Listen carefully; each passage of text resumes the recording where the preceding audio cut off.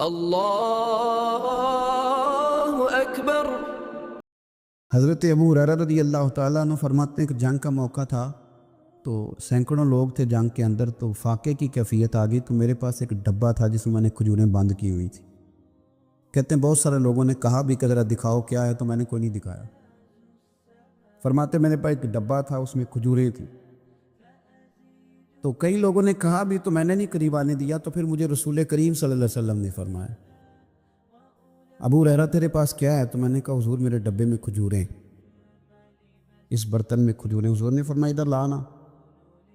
کہتے ہیں میں لے کے آیا تو حضور نے فرمایا اسے الٹ۔ کہتے ہیں میں نے الٹی تو میں نے گنی تو 21 کھجوریں نکلی، ٹوٹل 21 کھجوریں۔ میں کہہ چکا ہوں کہ آج امت کا بڑا مسئلہ یہ ہے کہ دولت کی کمی نہیں، برکت کی کمی ہے، انسانوں کی کمی نہیں، اتحاد کی کمی ہے۔ آج ایسا نہیں کہ ہمیں باتیں نہیں ہیں، ہمیں سمجھ نہیں ہے، آج باتوں کی سمجھ کی اس کی کمی نہیں، مسئلہ تو یہ ہے کہ عمل کا رستہ مفقود ہو گیا۔ کھجوریں کہتے ہیں 21 نکلی، تو حضور نے اس ڈبے پہ اپنا دست مبارک رکھا۔ حضور نے فرمایا بلا لشکر والوں کو کھجوریں کھلائیں۔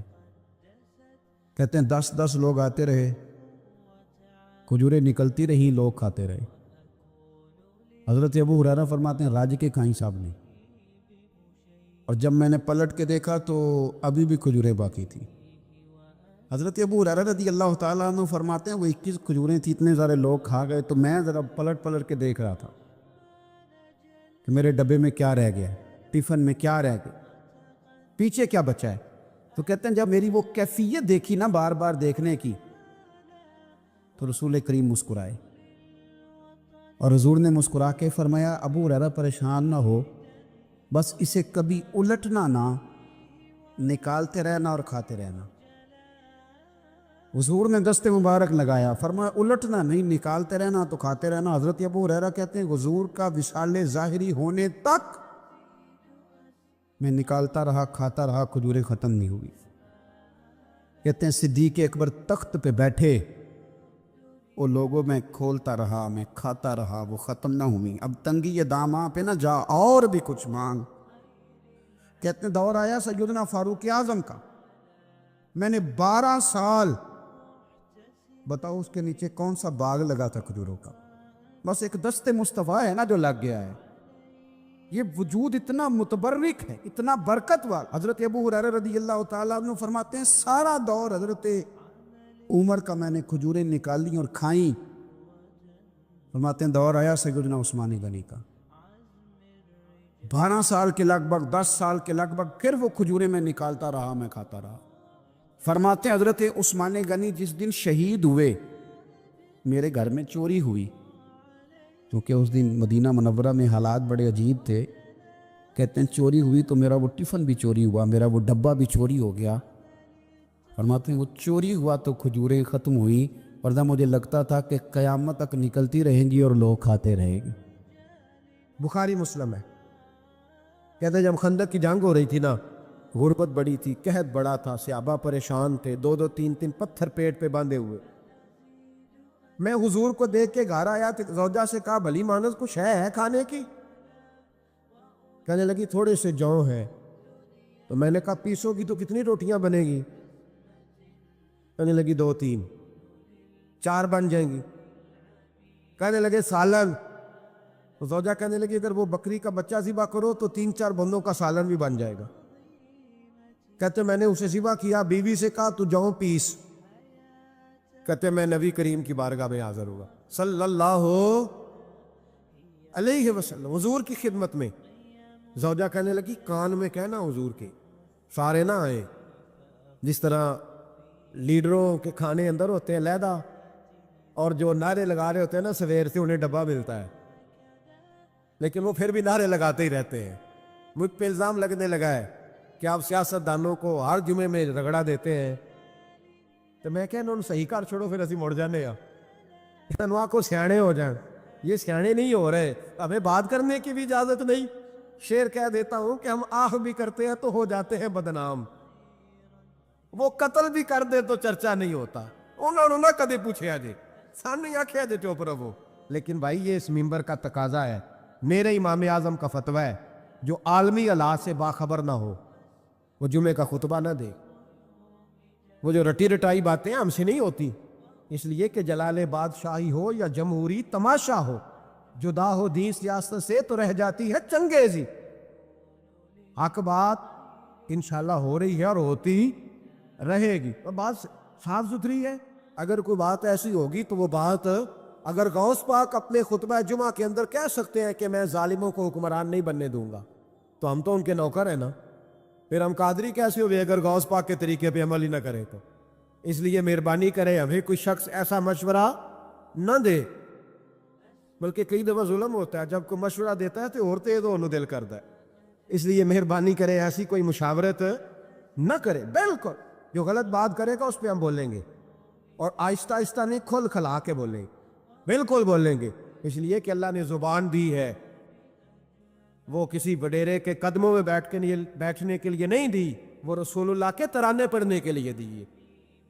ترانے پڑھنے، اگر حضرت بلال رسیوں میں بند ہو کے اور ابو لہب اور عتبہ اتیبہ اور عبداللہ بن جدان اور امیہ بن خلف جیسے لوگوں کے بیچ کھڑے ہو کے کہہ سکتے ہیں نہیں بات جو سچی ہے وہ کی جائے گی، تو ہم ممبر رسول پہ بیٹھ کے نہیں کہہ سکتے؟ اپنے بھی خفا مجھ سے ہے، بیگانے بھی ناخوش، میں زہر حلال کو کبھی کہہ نہ سکا کن، میں کہتا ہوں وہی بات سمجھتا ہوں جسے حق نے ابلائے مسجد ہوں میں توحید کا فرزند۔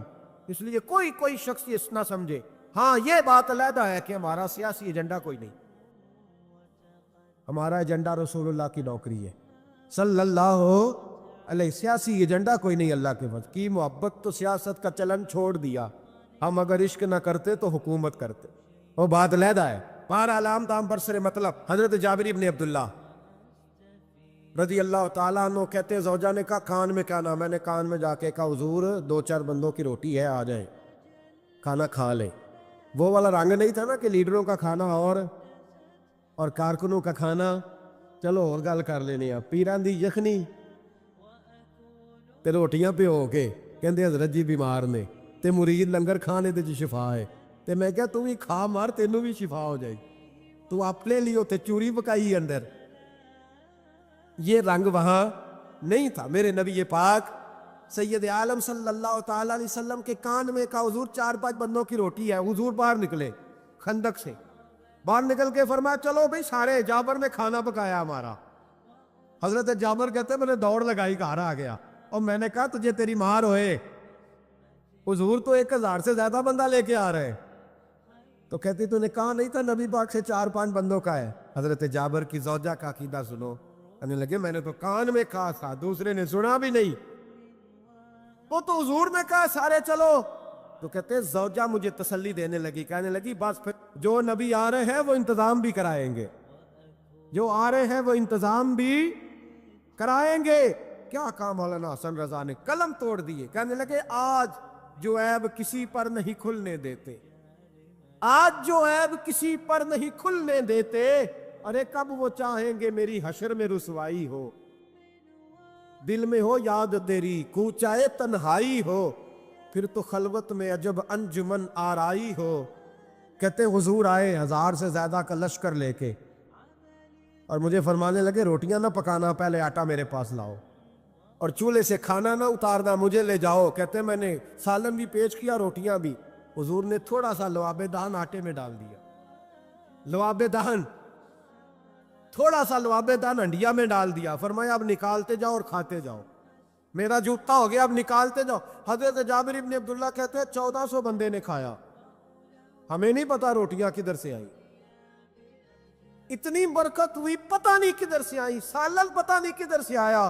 کہتے ہیں سارے سیر ہو کے کھا لیا، تو فرمایا چلو بھی جاؤ جا کے کام کرو، مجھے فرمانے لگے اب تو بھی کھا، آ جا بچے بھی بلا۔ کہتے سب نے کھایا، حضور اٹھ کے جانے لگے تو فرمایا ذرا روٹیاں دیکھ پہلے زیادہ تھی کہ اب زیادہ ہے، ذرا دیکھنا سالن پہلے زیادہ تھا کہ اب زیادہ ہے، تو میں نے کہا نہیں حضور پہلے سے زیادہ ہے، میرے محبوب کے تبرک میں اتنی برکت ہے۔ تو حضور کے وجود سے جو چیز لگ جائے تو اسے قیمتی نہیں سمجھتا، کہاں بیٹھ کے دین پڑھا ہے، یا ہمیں سمجھا لے یا پھر ہم تجھے سمجھائیں، صحیح تینوں سمجھائیے تو صحیح کر کے سمجھائیے، تو ان لوگوں کو گمراہ کرتے ہو۔ اتنا غلط نظریہ، اس قدر غلط سو. میں نا غار ثور پہ چڑھنے لگا تو مجھے وہاں ایک نیچے صاحب مل گئے. کہنے لگے کی لین چلے ہو؟ میں کہا تینوں اسی اتھوں بھی نہیں پوچھ کے آیا جدو کرو آئے ہیں، اتھوں بھی نہیں تینوں پوچھنا بے لیا، تو غلط فہمی دا شکار ہے. کہنے لگا وہ تو حضور تو کام سے گئے تھے، آپ کو کیا کام ہے؟ میں کہ ایسے لئے ٹائم نہیں تیرے نہ گل کرن دا، اس وجہ سے کہ سانو تے غار ثور پہ یاد آؤں دی ہے. وہ واپس آ گئے. عام آدمی تھا، خیر وہ کہیں سے آیا ہوا تھا، اردو بولتا تھا. تو میں ایک عمرہ کرنے کے لیے جارانہ سے واپس آیا تو طواف ہم کر رہے تھے. وہ بھی مجھے نظر آ گیا دوڑتا ہوا. میں انہوں آواز مار لی. میں کیا حضرت حاجرہ تے پانیاں سے دوڑیا سن تے تو کا تو چھالا ماری پھر دے او بیائی کولر تے جا بھی رام کر جا کے. کہندے نہیں انہاں دی ادا تے ادا کرنی ہے. تو میں کہا اگر تو حضرت حاجرہ دی ادا کرنی تے اسی حضرت ابو بکر صدیق دی ادا کرنی. عجیب آدمی ہے بھائی تو. عجیب بات ہے، لوگوں کا فلسفہ اپنا اپنا، اور پھر پکڑے ہم کہ اس بندے کو جو جواب نہ دے سکے. ایسا نہ کرو، یہ زیادتی ہے. امت کو اکٹھا کرو. اتفاق یہ مجھ سے سوال کئی جمعے سے ہو رہا تھا. میں اصل میں نا ان موضوعات کو چھیڑتا نہیں، میری طبیعت اور ہے. لیکن کوئی بندہ یہ نہ سمجھے کہ ہمیں جواب نہیں آتا. یہ سوال اٹھا تھا، کوئی یہ نہ سمجھے کہ ہمیں جواب اللہ کے فضل سے، اللہ کے فضل سے. یہ قرآن مجید پڑھا ہے، یہ مسجد ہے، یہ جمعے کا دن ہے. ہم بات صرف وہ کرتے ہیں جس میں ضمیر اجازت دیتا ہے. اس لیے کہ سدا تو نہیں نہ رہنا، پتہ نہیں صبح اٹھ سو کے اٹھنا ہے کہ نہیں اٹھنا، تو قوم کو گمراہ کر کے دین کے نام پہ جانا کدھر ہے. اس لیے بھائی خیال ہوتا ہے کہ تم لوگوں کو خراب نہ کرو. ہم تو چاہتے ہیں امت اکٹھی ہو جائے، لیکن یہ ظلم کرتے ہو جب چھیڑو گے کسی کو تو پھر تو اس کا حق بنتا ہے نا وہ بولے. پھر چھیڑا جاتا ہے. تھوڑے دن ہوئے حضرت علیمہ سعدیہ کا سارا گھر گرا دیا، بلڈوزر چلا دیا. کہنے لگے یہاں لوگ آتے ہیں تو شرک ہوتا ہے. اور میں نے کہا جہاں اللہ کریم نے توحید پھیلانے کے لیے رسول کو بھیجا، 4 سال جہاں نبی پاک رہے وہاں کیسے شرک ہو سکتا ہے؟ کس طرح کی تو بات کرتا ہے. بہرحال جہاں میرے نبی پاک بیٹھ جائیں وہ جگہ برکت والی ہو جاتی. اس جگہ کو چومنا مسلمان کا ایمان ہے، اس جگہ پہ سجدہ کرنا مسلمان کا ایمان ہے، اس جگہ بیٹھ کے تبرک حاصل کرنا یہ مسلمان کا. میں تو پہلی دفعہ ریاض الجنت میں داخل ہوا تو میرے ساتھی کہنے لگے کیا ہوا؟ میں کہا ادھر آؤ، لوکاں نو اگے جا کے ملنی، سانو ایتھے ہی لب گئی جے. روضہ تم من ریاض الجنہ، 12 حدیث لکھی ہے. حضور نے فرمایا جو یہاں آ گیا وہ جنت میں آ گیا. یہ ہے ارض جنت، یہ طیبہ کی زمین ہے. جنت بھی یہی، مال کے جنت بھی یہی ہے. ایک بات اور کرنی ہے، بڑی ضروری ہے، میری بھی اور آپ کی بھی ذمہ داری ہے، اس کو بھی ضرور کرنا چاہتا ہوں. سن لیں. محمود غزنوی نا گزر رہے تھے. یہ آپ نے نا میری طرف دیکھنا ہے، یہ بات سنتے ادھر دیکھو. خاص اہم مسئلہ ہے، اس پر بڑا ضروری ہے آپ کا متوجہ رہنا. محمود غزنوی کہتے ہیں میرے دل میں خیال آیا کرتا تھا ہمیشہ کہ میں واقعی سبکتگین بادشاہ کا بیٹا ہوں یا معاذ اللہ میرا باپ کوئی اور ہے. اور ایک خیال مجھے آتا تھا کہ قیامت واقعی قائم ہوگی، شک رہتا. اور تیسرا میرے دل میں خیال آتا تھا کہ یہ مولوی بیچارے کمزور سے ہوتے ہیں، تو حدیث پاک میں آتا ہے کہ علماء نبیوں کے وارث ہیں. تو یہ واقعی حدیث سچی ہے یا مولویوں نے اپنی شان کے لیے بنا لی ہے؟ کہتے شک تھے 3. میں کہتا نہیں تھا کسی سے، پر دل میں رہتے تھے. تو ایک دن میں ہندوستان کی ایک گلی سے گزر رہا تھا تو دین کا ایک طالب علم نے ایک کونے میں بیٹھ کے تھڑے پہ پھٹے پہ بیٹھ کے نا سبق یاد کر رہا تھا. اسے جب سبق بھول جاتا نا تو ایک ہندو کھتری کی دکان تھی، اس کے اندر چراغ جل رہا تھا اور ایک چھوٹا سا روشن دان تھا، اینٹ نکلی ہوئی تھی. وہاں سے نا ایک کرن باہر آ رہی تھی روشنی کی. تو وہ طالب علم جب سبق بھول جاتا تو کتاب روشنی کے آگے کرتا، عبارت دیکھتا، پھر کونے میں جا کے یاد کرتا. محمود کہتے ہیں مجھے بچے کا ذوق بڑا اچھا لگا. میں نے اسے بلایا، میں نے کہا بچے تم لالٹین کیوں نہیں خریدتے؟ تو کہنے لگا میں یتیم ہوں اور رسول اللہ کا دین پڑھنا میرا شوق ہے، مدرسے میں پڑھتا ہوں پر غربت ہے، لالٹین نہیں. کہتے ہیں میں نے اسے تھپکی بھی دی اور لالٹین بھی دی. میں نے اسے کہا 2 سپاہیوں کی ڈیوٹی لگائی، جب تیل ختم ہو جائے تم نے تیل پہنچانا ہے. محمود کہتے ہیں زندگی میں بڑی نیکیاں کی تھی پر جتنا سکون آج ملا پہلے کبھی نہیں ملا تھا. کہتے ہیں شاہ کی نماز پڑھی تو دل میرا ٹھنڈا ٹھنڈا ٹھار، پھولوں کی سیت پہ میں سویا کہتے ہیں آج تو میرے نصیب ہی جاگ گئے، نصیب ہی جاگ گئے۔ کہتے ہیں سارا شہر ایسے جیسے پھولوں کی طرح مہک رہا ہے۔ کہتے ہیں میں کیا دیکھتا ہوں کہ خواب میں میرے رسول تشریف لے آئے، خواب میری وچ ماہی آیا تے میں گل وچ پا لئیاں باواں تے ڈر دی ماری اکھ بھی نہ کھولاں کتے پھر وچھڑ نہ جاواں۔ اور کسی شخص نے کہا تھا چر ہویا مینوں ترلے لیندیاں کدی موڑ میرے ول واگاں، خواب میری وچ ایک وار جے آویں میں ساری عمر نہ جاگاں۔ کہتے ہیں حضور آئے خواب میں، ایک جملہ حضور نے کہا، ایک جملہ نبی پاک صلی اللہ علیہ وسلم نے کہا ایک، اور میرے تینوں سوالوں کے جواب دے دیے۔ ذرا دل کے کانوں سے سننا۔ کہتے ہیں محبوب فرمانے لگے او سبکتگین کے بیٹے، تو نے آج میرے ایک وارث کی خدمت کی ہے، میں قیامت کے دن تیری سفارش کروں گا۔ کہتے ہیں مجھے سمجھ آ گئی کہ میں سبکتگین کا بیٹا ہوں، مجھے سمجھ آ گئی کہ قیامت قائم ہوگی، مجھے سمجھ آ گئی کہ علماء نبیوں کے وارث ہے۔ حضرت عبداللہ ابن عمر رضی اللہ تعالیٰ عنہ حضرت عمر کے صاحبزادے، مکہ مکرمہ میں ان کی قبر ہے۔ میں نے جب انہیں پڑھا تو مجھے ان سے بڑا پیار ہو گیا، لیکن آپ کو پتہ ہے وہاں جا کے کسی شخص کا مزار تلاش کرنا یا پوچھنا ایک مشکل کام ہوتا ہے۔ تو ایک دفعہ میں مکہ شریف میں حاضر تھا تو ایک گاڑی والا ڈرائیور مجھے کہنے لگا کہ مولانا میں آپ کو جانتا ہوں، مجھے آپ سے محبت ہے، ایک بات بتاؤں آپ کو۔ میں نے کہا بتاؤ۔ کہنے لگے حضرت عبداللہ ابن عمر کی قبر دیکھنی ہے۔ میں نے کہا یہ تو نہیں کہہ رہا، یہ کسی نے بندوبست کرایا ہے، یہ اللہ نے تیرے دل میں بات ڈالی ہے، یہ ہو گیا تو لے چل مجھے۔ حضرت عبداللہ ابن عمر کو نبی پاک نے فرمایا تھا راجل صالح ہو، یہ نیک بندہ ہے، یہ متقی آدمی۔ حضرت عبداللہ ابن عمر رضی اللہ تعالیٰ عنہ سیدنا فاروق اعظم رضی اللہ تعالیٰ عنہ کے صاحبزادے ہیں، اور ان کی ہمشیرہ سیدہ حفصہ رضی اللہ تعالیٰ عنہ حضور کی زوجہ محترمہ ہیں۔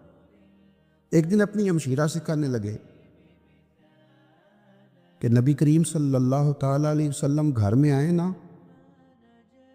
اور اگر حضور غم امت میں پریشان نہ ہوں، طبیعت کو حشاش بشاش دیکھو تو ذرا پوچھنا تو صحیح حضور کا میرے بارے میں کیا خیال ہے، پوچھنا تو صحیح کہ کریم کی بارگاہ میں میرا کیا مقام ہے، میرے بارے میں حضور کیا فرماتے۔ اب بہن کو کام بتائے اور بتائے بھی بھائی، اور پھر بہن وہ کام نہ کرے، یہ تاریخ میں ہوتا نہیں۔ حضرت عمر فاروق رضی اللہ تعالیٰ عنہ کی صاحبزادی ام المومنین رضی اللہ تعالیٰ عنہ فرماتی ہیں کہ میں تو بس منتظر تھی۔ انہوں نے تو کہا تھا نا کہ اگر تم حشاش بشاش دیکھو تو بات کرنا، لیکن حضور تشریف لائے، میری باری تھی، میرے گھر تشریف لائے، کھانا پیش کیا تو فوراً میں نے عرض کی حضور ایک بات پوچھنی تھی۔ تو حضور نے فرمایا پوچھئے۔ میں نے عرض کی حضور میرے بھائی عبداللہ ابن عمر کے بارے میں آپ کا کیا خیال ہے؟ نوجوانوں میری بات پہ غور کرنا، میرے بھائی کے بارے میں آپ کا کیا خیال ہے؟ تو نبی کریم صلی اللہ تعالیٰ علیہ وآلہ وسلم نے میری طرف دیکھا اور پھر حضور زیر لب تھوڑا مسکرائے، اور بریلی کے امام کہتے ہیں کہ حضور مسکرا دیتے تھے نا تو جو بڑا دکھی ہوتا تھا وہ بھی ہنس پڑتا تھا۔ اب سوال پیدا ہوتا تھا کہ پھر تو اس مسکراہٹ کے لیے انتظار کرنا پڑتا ہوگا کئی مہینے کہ حضور مسکرائیں تو رونے والے ہنسیں، تو اعلیٰ حضرت فرماتے نہیں، انتظار نہیں کرنا پڑتا، یہ مسکراتے رہنا تو حضور کی عادت ہے۔ جس کی تسکی سے روتے ہوئے ہنس پڑے اس تبسم کی عادت پہ لاکھوں سلام، یعنی یہ تو عادت ہے حضور کی مسکراتے رہنا، اس کے لیے انتظار نہیں کرنا پڑتا۔ بھائیو آپ خیال رکھیں گے، غور کریں گے، حضرت عبداللہ ابن عمر رضی اللہ تعالیٰ عنہ کے بارے میں پوچھا تو سیدہ فرماتی ہیں کہ نبی کریم صلی اللہ تعالیٰ علیہ وسلم نہ زیر لب مسکرائے اور فرمایا حفصہ تیرا بھائی ہے تو اچھا، لیکن میں نے سنا ہے کہ عشاء کی نماز پڑھتا ہے تو فجر تک سویا ہی رہتا ہے۔ او نوجوانوں، 10 بجے تک سونے کی بات نہیں ہوئی، 9 بجے تک سونے کی بات نہیں ہوئی، 11 بجے اٹھنے کی بات نہیں۔ حضور فرمانے لگے میں نے سنا ہے کہ عشاء کی نماز پڑھ کے سو جاتا ہے اور فجر تک سویا ہی رہتا ہے، اسے چاہیے کہ تہجد کے وقت اٹھا کرے، اللہ کی بارگاہ میں حاضر ہوا کرے، آہوزاری کرے، سجدے کرے، عبادت کرے، اٹھتا ہے اور فجر میں جا کے اٹھتا ہے۔ حضرت جناب حفصہ رضی اللہ تعالیٰ عنہ کہتی ہے میں نے جناب عبداللہ ابن عمر کو پیغام دیا اور میں نے کہا میرے جوان بھائی سن، نبی پاک نے فرمایا ہے تو اچھا پر تہجد میں نہیں اٹھتا، نفل نہیں پڑھتا۔ او میری ملت کے جوانوں، مزہ نہیں آ جاتا جب ساری دنیا سوئی ہو، ساری دنیا، اور بستر بھی گرم ہو اور نیند بھی پورا غلبہ کر رہی ہو، اور اچانک گھنٹی بجے دماغ میں، آنکھ کھلے، گھڑی پہ نظر پڑے، 3:30 4 بجے کا پیغام گھڑی بتائے، اور کوئی چڑھتی جوانی والا اٹھ کے وضو کرے، اور جب وہ مصلی کھول کے بچھائے تو مدینے والے محبوب کہتے ہیں کہ ہر نماز پہ رب ثواب دیتا ہے، اور جو اٹھ کے تہجد کی نماز پڑھے اسے دیکھ کے تو رب مسکراتا ہے، جو اس کی شان کے لائق ہے، جو اس کی شان کے لائق، وہ مسکراتا ہے، خوش ہوتا ہے کہ میرا بندہ تہجد میں اٹھ گیا، وہ مسکراتا ہے۔ کاش ہماری صبحیں کبھی اپنے مالک کے نام ہو جائیں، کاش کہ صبح حضرت ابو الحسن رحمۃ اللہ تعالیٰ علیہ حضرت معاذ ابن جبل رضی اللہ تعالیٰ عنہ کے پاس بیٹھا کرتے تھے، فرماتے ہیں ان سے جو پیار بڑھا تو پھر میرا مصلی سے بھی بڑھ گیا۔ تابعی ہیں، فرماتے ہیں صحابی رسول سے محبت ہوئی تو ذکر سے بھی ہو گئی، پھر درود شریف سے بھی ہو گئی، محبت ان سے بڑھی تو پھر اللہ نے مسجد کا پیار بھی بڑھا دیا۔ آپ فرماتے ہیں کہ میری ہر وقت طبیعت چاہتی تھی کہ بس اللہ اللہ کروں، بس اللہ اللہ کروں، بس نہ میں ذرا تھوڑی جان چھڑاؤں لوگوں سے، کو 10 منٹ ملے تو میں کو 4 نفل پڑھ لوں، میں تھوڑا سا نہ بچوں لوگوں سے، اور مجھے تسبیح ملے تو میں نہ کچھ 400-500 دفعہ استغفار پڑھوں، سبحان اللہ، الحمدللہ، اللہ اکبر، لا حول ولا قوت الا باللہ، میں نہ تسبیحات پڑھوں۔ فرماتے ہیں کہ بچے تھے گھر میں 6-7، غربت تھی، کام ملتا کوئی نہیں تھا، اور میں کام چور نہیں تھا، کام ڈھونڈتا تھا، پر اللہ کی قدرت کے کام نہیں ملتا تھا۔ فرماتے ہیں کہ میں نے ایک دن اپنی اہلیہ سے کہا کہ آج میں پھر جاتا ہوں کام ڈھونڈنے، تو میری بیوی بڑی فرما بردار تھی، پر اس دن نہ غربت کے ہاتھوں تنگ آ کے کہنے لگی آج نانا کوئی تو چیز لے کے آیا، تو مجھ سے بچوں کی بھوک نہیں دیکھی جاتی، یہ سب روگاں دا روگ محمد جس دا نام غریبی، کنڈ بلا کے لنگ جاندے نہیں دوست یار قریبی، آج نہ کچھ لے کے آیا تو میں بچے لے کے چلی جاؤں گی۔ شیخ فرماتے ہیں کہ میں بڑا پریشان گھر سے نکلا، پر میں نے صبح سے لے کے زور تک کام ڈھونڈا، کام ملا کوئی نہیں، تو میرے دل میں خیال آیا چلو کام نہیں ملتا تو اللہ اللہ تو کرے نا، چلو بندوں کی مزدوری نہیں ملتی تو رب کریم کی عبادت ہی کرتے ہیں۔ فرماتے ہیں کہ میں نے نا فرات کے پانی سے وضو کیا، نہر کے، شدید دھوپ تھی، ساتھ ریت تھی اور ریت تپ رہی تھی، میں نے اپنا رومال وہیں مصلی کے طور پر بچھا لیا، اور فرماتے ہیں کہ زور سے لے کر عصر تک نماز پڑھی، دھوپ بھی پورے زور پہ، پر میرے سجدے کا ذوق بھی پورے زور پہ۔ فرماتے ہیں سورج بھی چمک رہا ہے اور رب کی عبادت کا ذوق بھی پورے زور پہ، میں سجدہ کروں تو پھر میرا اٹھانے کو جی نہ چاہے۔ میرے استاد لکھا کرتے تھے، یہ ان کا شعر ہے، وہ کہا کرتے تھے مجھے سوز دے، مجھے ساز دے، اور مجھے نیم شب کا نیاز دے، دم سجدہ خود کو میں توڑ دوں، مجھے ایسا ذوق نماز دے، اور میں تیری بہار کا پھول ہوں، میں کھلا بھی ہوں تو تیرے لیے، مجھے میری شاخ سے توڑ لے، مجھے اپنی زلف کا ناز دے۔ بھائی فرماتے ہیں کہ عصر تک میں نے نفل پڑھے، دل ڈھلنے لگا، عصر کی نماز پڑھی اور میں وہاں سے چلا۔ اب میں جب نکلنے لگا تو دل میں خیال آیا کہ چھوٹی چھوٹی دیواریں ہیں گھر کی، بغیر کچھ لیے جاؤں گا تو بیوی دور سے دیکھے گی تو شور کرے گی کہ پھر خالی ہاتھ آ گیا ہے۔ کہتے میں نے اپنی اسی رومال میں جس میں میں نے نماز پڑھی تھی نا، رومال میں کیا کی دے پنجابی جی صافا، کہتے ہیں اسی میں نا میں نے کچھ ریت بھر لی کہ وہ دور سے دیکھے گی تو سمجھے گی کچھ لے کے آیا ہے، چلو جا کے اسے بتا دوں گا کہ آج پھر مزدوری نہیں ملی۔ کہتے ہیں وہ ریت لے کر جب میں گھر میں گیا تو پہلے بیوی دروازے پہ کھڑی ہوتی تھی، پوچھتی تھی خالیات آ گئے ہو؟ آج میں نے دیکھا تو ہے ہی کوئی نہیں۔ فرماتے ہیں میں اندر داخل ہوا، سلام لیے، کونے میں نے وہ رومال رکھ دیا اور میں نے آواز دی کہ بھلی مانس کہاں ہو؟ تو وہ کہنے لگی آپ منہ ہاتھ دھو لیں، میں روٹی لے کے آئی۔ میں نے کہا روٹی کہاں سے آ گئی؟ یہاں تو کئی دنوں کے فاقے، تو کئی دنوں کی غربت ہے، یہاں تو اس گھر میں تو فقیری ہے۔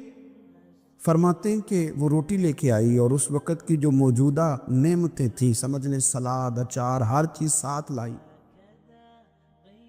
میں نے کہا کہ بچے کہاں گئے؟ کہنے لگی وہ کھانا کھا کے کھیلنے گئے، آپ کھانا کھا لیں آ جاتے۔ کھانا اس نے چن دیا۔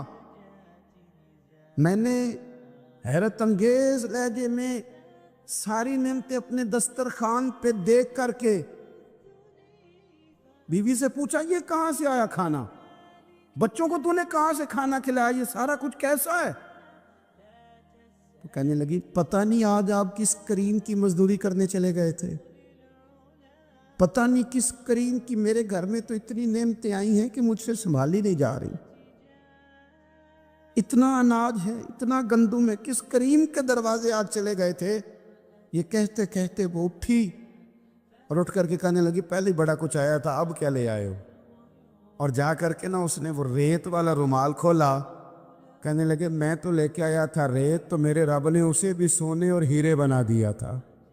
جب آپ کی توجہ اللہ کی جانب، میرے نبی پاک صلی اللہ تعالی علیہ وسلم نے فرمایا ہر چیز اپنے رب سے مانگ، ہر چیز مانگ، ہر چیز مانگ۔ یا رسول اللہ کیا کچھ؟ میرے محبوب نے فرمایا تیرے گھر میں نمک بھی ختم ہو جائے تو وہ بھی اپنے رب سے مانگا کر، تو مانگنا وہ تجھے دے گا، تو اس کی بارگاہ میں کشکول طلب دراز تو کرنا۔ اور ترمذی شریف میں عجیب لفظ ہیں، رسول کائنات نے فرمایا، رب کریم فرماتا ہے جب میرا بندہ ہاتھ اٹھاتا ہے نا تو مجھے حیا آتی ہے کہ میں خالی کیسے لوٹا دوں اس کے، اتنے بڑے بادشاہ کی بارگاہ میں۔ او بھائی، لوگوں سے عزتیں تلاش کرتے ہو تو وہ کیا تمہیں عزت دیں گے؟ وہ تو کل اچھا کہتے ہیں، پرسوں برا کہنے لگ جاتے ہیں۔ لوگوں کے سامنے گڈ بک میں آنا چاہو گے تو وہ تو سویرے تمہارے بارے میں کچھ کہیں گے، شام کچھ اور کہیں گے۔ اپنی روحانی زندگی آباد کریں، اپنے مصلے کو وقت دیں، اور دنیا سے چھپ کر اس موبائل کو بند کر کے اور اپنے آپ سے بھی چھپ کے اور تنہا ہو کے چھپا کے سارا کچھ اپنے آنسو اپنے رب کی بارگاہ میں پیش کریں، اس کے حضور حاضری دیں۔ سنو نا ترمذی کی حدیث اور اسے یاد رکھنا، نبی پاک علیہ السلام نے فرمایا اپنے دکھ لوگوں کے سامنے نہ بیان کرنا، سیٹھوں نوابوں کو نہ بتاتے پھرنا، دنیا داروں کے سامنے جا کے نہ رونا کہ میں تکلیف میں ہوں۔ فرمایا اگر دنیا داروں کو دکھ بتاؤ گے رب تمہیں کبھی غنی نہیں کرے گا، اور لوگ ہیں کہ الٹا مذاق اڑائیں گے۔ آپ کی جس سے بڑی پکی یاری ہے نا، پکی، وہ تب تک پکی ہے جب تک آپ نے 50,000 مانگا نہیں، اور جس وقت آپ نے کہہ دیا کہ میں مجبور ہوں میری مدد کر تو پھر ختم ہو گئی دوستی۔ لوگوں کے تعلقات آپ کے ساتھ تب تک ہیں جب تک آپ ان سے کوئی ضرورت وابستہ نہیں کرتے۔ کریم محبوب فرمانے لگے بندوں کے سامنے دکھ نہ بیان کرنا، اللہ تجھے کبھی غنی نہیں کرے گا۔ تو اپنے دکھ اپنے رب کو بتا، تو دعائیں مانگ، تو اس کی بارگاہ میں حاضر ہو، تو اس کے حضور عرض کر۔ فرمایا اپنے دکھ اپنے رب کو بتا، وہ جلدی کرے یا دیر سے کرے تجھے ساری دنیا سے بے نیاز کر دے گا، تجھے کسی کا محتاج نہیں رہنے دے گا۔ اپنے مسلح کو، اپنی دعاؤں، ایک بزرگ فرماتے ہیں میں نے دعا مانگنے کا طریقہ اپنی بیوی سے سیکھا، دعا مانگنے کا طریقہ اپنی، سیکھنے والے تو اپنے بچوں سے بھی سیکھ لیتے ہیں، سیکھنے والے تو ہر ایک سے سیکھتے ہیں۔ وہ کہتے ہیں میں نے دعا مانگنے کا سلیقہ اپنی بیوی سے سیکھا ہے۔ حضرت وہ کس طرح؟ فرمانے لگے میری بیوی نے نا مجھے کوئی کام بتایا، کچھ پیسوں کی ضرورت کے لیے کہا، تو میں نے اسے کہا کہ بھئی ابھی میرے پاس نہیں ہے، کچھ دنوں میں آتے ہیں تو میں دے دوں گا۔ عورتوں کی عادت ہوتی ہے وہ بار بار یاد کراتی ہیں. 2-4 دنوں کے بعد پھر اس نے کہا حضرت وہ میں نے کہا تھا کچھ پیسے. میں نے اسے کہا کہ ابھی میرے پاس نہیں ہے, کچھ دنوں میں ملتے ہیں تو میں تمہیں دے دوں گا. اس نے کچھ دنوں کے بعد پھر کہا حضور وہ میں نے کچھ پیسے کہے تھے. فرماتے میں نے ڈانٹ دیا, میں نے کہا کہ کیا تو روز مجھے شرمندہ کرتی ہے, کہا نا میرے پاس نہیں ہے, ہوں گے تو دے دوں گا, تو روز یاد کراتی ہے. فرماتے ہیں اس نے پہلے تو میری ڈانٹ کو سہا, پھر میرے سخت جملوں نے اس کی آنکھوں میں آنسو پیدا کر دیے. پھر اس نے اپنے آنچل میں اپنے اس دکھ کو سمیٹا اور پھر اس نے ایک جملہ کہا تو میں رو پڑا اور مجھے اپنے رب سے مانگنے کا طریقہ آ گیا. مجھے کہنے لگی حضرت جی آپ نے ڈانٹ دیا, میں نے سہ لیا, پر آپ ہی میرے شوہر ہیں, بتائیں نا آپ سے نہ کہوں تو میں کس سے جا کے کہوں. فرماتے ہیں میں رو پڑا اور میں کھل کے رویا اور میں تڑپ کے رویا اور پھر میری سسکیاں بند گئیں. تو مجھے کہنے لگی آپ کو کیا ہوا؟ میں نے کہا مجھے بھی دعا مانگنی آ گئی ہے. جب میں اسے کہوں گا نا اللہ تو ہی میرا رب ہے, میں تجھ سے نہ کہوں تو میں کس سے جا کے کہوں؟ میں کیوں کسی بندے سے سوال کروں, میں کیوں کسی دنیا دار سے کہوں؟ میں تیرے بندوں کا, نیک بندوں کا وسیلہ لے کے, تیرے محبوب کی غلامی لے کے تیری بارگاہ میں آیا, تجھ سے نہ مانگوں تو کس سے مانگوں؟ سمجھ آ گئی ہے. جب میں اس رنگ میں مانگوں گا تو تیرا رب میرے اوپر بڑا ہی فضل فرمائے گا, وہ میرے اوپر بڑی رحمت کرے گا, وہ میرے لیے آسانیاں کرے.